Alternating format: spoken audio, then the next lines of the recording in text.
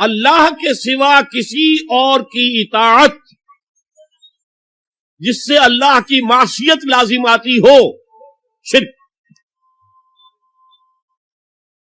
لا طاعت لمخلوق فی معصیت الخالق، مخلوق میں سے کسی کی اطاعت نہیں ہوگی کہ اس معاملے میں جس میں خالق کی معصیت لازم ہے۔ ہاں، خالق کے احکام کے اندر والدین کا حکم بھی مانو، اطاعت کرو، اساتذہ کا حکم مانو، کسی اور کو اپنا لیڈر مانا اس کا حکم مانو، لیکن ناٹ بیونڈ وہ جو سرکل ہے کتاب و سنت کا، اس سے باہر نہیں۔ لا طاعت لمخلوق فی معصیت الخالق، یہ آپ الجبرے کے فارمولے کے طور پر اپنے سامنے رکھیے۔ اب اسے اپلائی کیجئے، جیسے فارمولوں کے ذریعے سے پھر بڑے بڑے وہ سم جو ہے وہ حل کیے جاتے تھے سوالات۔ صبح کا وقت ہے، آنکھ بھی کھلی ہے، کوئی اذان کی آواز بھی کان میں آئی ہے، آپ کا نفس کہتا ہے ابھی سو بھی۔ آپ نے اپنی چادر یا کمبل کو درست کیا اور کروٹ لیا، یہ کیا ہے؟ آپ نے کس کا حکم پیچھے پھینکا اور کس کا حکم مانا؟ اللہ کے حکم کو پیچھے پھینک دیا، نفس کے حکم کو آگے رکھ۔ یہ شرک، اس شرک کو جاننے والے بہت کم ہیں۔ مولانا روم نے خوب کہا تھا، نفس ماں ہم کم ترس فرعون نیست لیکن ایراعون نیست۔ میرا نفس بھی فرعون سے کم نہیں ہے۔ فرعون نے کہا تھا نا الیس لی ملک مصر وہذہ الانہار تجری من تحتی، کیا اس ملک مصر کی حکومت میری نہیں ہے؟ اور سارا جو یہ آب پاشی کا نظام ہے، انہار کا نظام ہے، وہ میرے کنٹرول میں نہیں ہے؟ جس کا چاہوں موگا کھلا رکھوں، جس کا چاہوں بند کر دوں۔ یہ تھا خدائی کا دعویٰ، انا ربکم الاعلی۔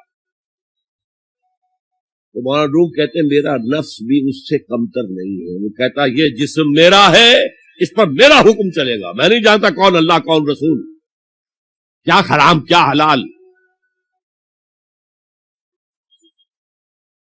تو فرعون سے کم تو نہیں ہے میرا نفس، لیکن ایراعون اس کی بہت مدد تھی، فوج تھی، لاؤ لشکر تھا، تو اس نے زبان سے بھی کہہ دیا کھل کر انا ربکم الاعلی۔ میں مسکین ہوں، غریب ہوں، میرے پاس کوئی طاقت نہیں ہے، میں زبان سے تو کچھ نہیں کہہ سکتا، اندر سے میرا نفس یہی کہتا۔ یہ نفس کی حکومت قرآن کہتا ہے، میں حیران ہوتا ہوں، 2 جگہ یہ مضمون آیا ہے، ارأیت من اتخذ الہہ ہواہ افانت تکون علیہ وکیلا۔ اے نبی تم نے دیکھا اس شخص کو، اس کے حال پر غور کیا جس نے اپنی خواہش نفس کو اپنا الہ بنا دیا۔ اللہ اکبر، الہ، لا الہ الا اللہ، کلمہ توحید کا مرکزی لفظ یہاں آ رہا ہے، من اتخذ الہہ ہواہ، جس نے اپنی خواہش نفس کو اپنا معبود بنا لیا، الہ بنا لیا۔ افانت تکون علیہ وکیلا، کیا آپ ایسے شخص کی کوئی ذمہ داری لے سکتے ہیں؟ سود حرام ہوا کرے جی، حرام ورام، ہمارا دھندا جو ہے وہ آگے بڑھ نہیں سکتا۔ تو اللہ کے حکم کو پیچھے ڈالا، نفس کے تقاضے کو آگے رکھا۔ کون معبود ہے آپ کا؟ نام عبداللہ رکھیے، نام عبد الرحمن رکھیے، ہے عبد النفس، نفس کے بندے، نفس کے غلام۔ یہ میں نے یوں سمجھیے کہ جیسے میں نے ہجرت اور جہاد کی ڈیفینیشنز کی تھی۔ ہجرت کا بیس کیا ہے؟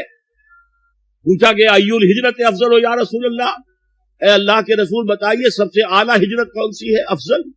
فرمایا ان تہجر ما کرہ ربک، ہر اس چیز کو چھوڑ دو جو تمہارے رب کو پسند نہیں۔ آج رات ہی سے آپ ہجرت شروع کر سکتے ہیں۔ جائزہ لیجئے کیا کیا چیزیں میری زندگی میں خلاف شریعت ہے، تو اللہ کو ناپسند ہے، فیصلہ کیجئے کہ آج کے بعد نہیں ہوگی، ہجرت شروع ہو گئی، افضل الہجرہ، سب سے افضل ہجرت شروع ہو گئی۔ لیکن ٹاپ پر لے جائیے تو یہ ہجرت جب اللہ کے دین کو قائم کرنے کی جدوجہد اس مرحلے پر آ جائے کہ اب باطل کے ساتھ ٹکراؤ ہے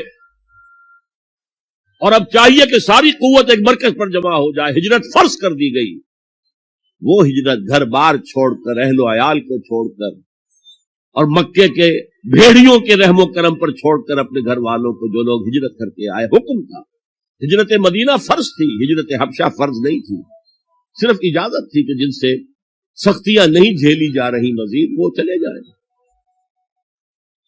تو ہجرت کا یہ ابتدائی نقطہ، انتہا یہ جہاد، المجاہد من جاہد نفسہ، جہاد تو یہاں سے شروع ہو گیا، اپنے نفس کے خلاف جہاد کرنا۔ صبح نفس نے کہا ابھی سو جاؤ، آپ نے نفس کی بات کو رکھ دیا، اپنا کمبل اٹھا کے پھینکا، اٹھے، وضو کیا، نماز کے لیے آپ مسجد چل دیے، آپ نے جہاد کیا نفس کے خلاف۔ یہ افضل الجہاد ہے، اور سب سے چوٹی اوپر یہ ہے کہ جب وہ حق و باطل کی جنگ ہو تو جان ہتھیلی پر رکھ کر میدان میں حاضر ہو۔